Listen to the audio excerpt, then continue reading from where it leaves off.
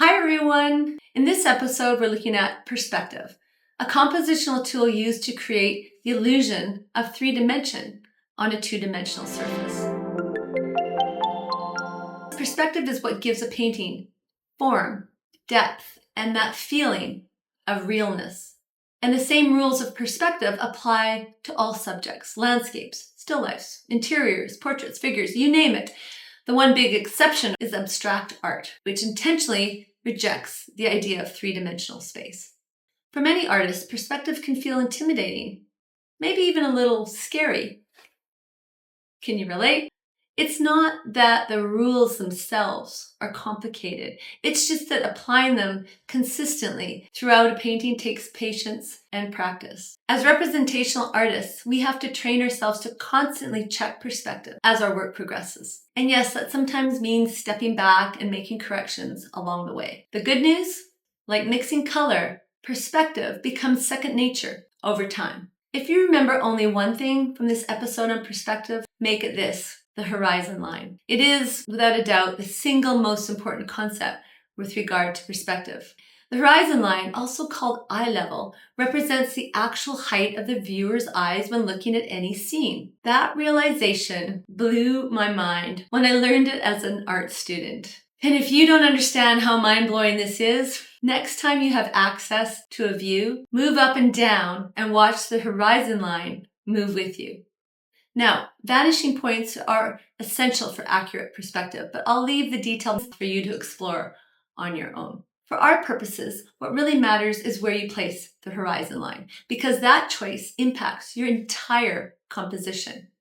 And don't forget, horizon line is the same as eye level. Here's a simple way to think about it. A low horizon line means the viewer is lower down. A high horizon line means the viewer is higher. When you're responding to art or creating your own, always notice the horizon line. This brings me to how perspective can impact still life compositions. Here's why. Incorrectly drawn ellipses, which are a part of perspective, can ruin an otherwise strong composition.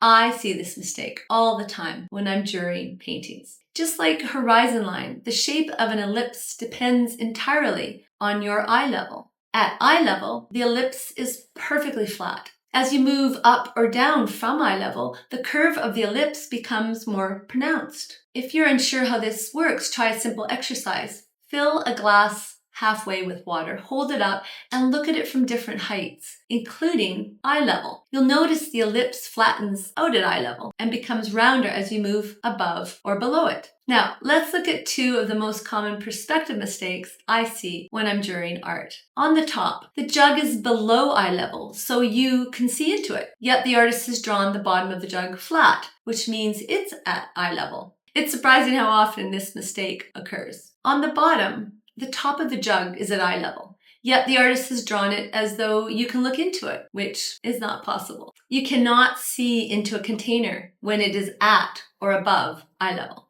So if you want to take your compositions from mediocre to successful, make sure you understand these basics of perspective and eye level. Well, unless of course you're a cubist. Cubism deliberately rejected traditional perspective, emphasizing the flatness of the canvas instead.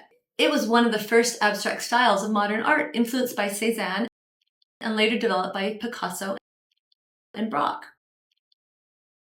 They knew the rules, and yet they broke them intentionally and effectively. So that wraps up our look at perspective, one of the most powerful tools for creating believable, engaging compositions. In the next episode, we'll explore depth, one of my personal favorite aspects of composition. Once you understand the different ways the illusion of depth can be created on a two-dimensional surface, it will forever change the way you see your own art or respond to the art of others. If you found this video helpful, please remember to give it a like, subscribe, and let me know in the comments what you think about perspective. Is it something you find challenging in your own work? Do you think anything I covered today might help? I sure hope so. Thanks so much for watching, and I'll see you in the next video.